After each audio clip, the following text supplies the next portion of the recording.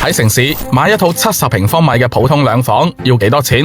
例如廣州2025年平均價大概26,000每平方米，70平方米即係總價差唔多180萬，首付30%，即係50幾萬現金。而廣州核心區，例如天河、越秀，動輒5萬、6萬甚至10萬，郊區都唔平，番禺都要17,000，一個月收入8000，月供6000成為常態。另外，年輕人平均負債超過10萬。2025年，廣州25至34歲年輕人年收入中位數大概7萬至9萬，唔食唔住，零社交零旅遊，都要儲6到8年先夠首期，然後再供30年。中國人都有買樓情懷，一句有瓦遮頭成為當今大部分人嘅夢想。其中有唔少人已經儲夠首期，但點解仍然都遲遲唔上車？現實係你人工未必年年加，行業可能隨時裁員，父母唔一定幫到你，但你嘅按揭每個月都要準時交。所以你見到一個好反直覺嘅現象，樓價跌咗，年輕人唔急；政策寬鬆咗，年輕人更加冷靜。因為大家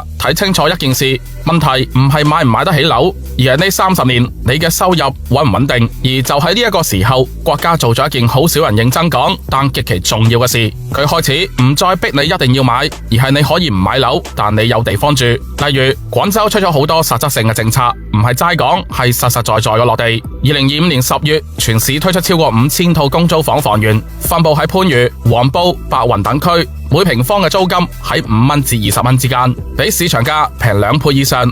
輪候配租加線上登記，合資格者嘅戶籍青年以及名下冇房產嘅新市民都可以申請。另外仲有租房補貼，最長可獲租金補貼5年，有低收入人群直接拎補貼，拎到有樓為止。例如黃埔項目，1房1廳月租780左右，2房都唔使1200，地鐵直達，超市齊備。具體申請資格，大家可以睇睇呢個表格。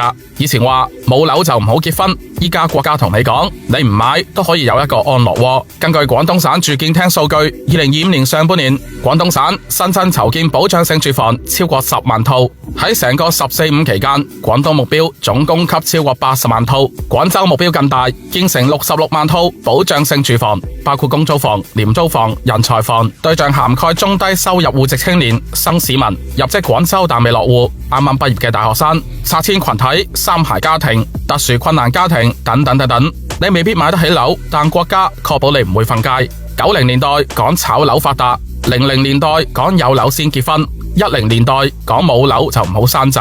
今時今日新世代開始講，我要現金流多過資產泡沫。佢哋唔想用1層樓換走30年嘅人生。咁呢一種唔買樓但住得起又唔會自卑嘅社會結構，國家就要頂上，靠嘅就係保障房、公租房、公平租住嘅政策。國家唔再教你點樣上車，而係開始鋪好地下鐵，唔係要你做司機，而係每個人都可以安心搭車。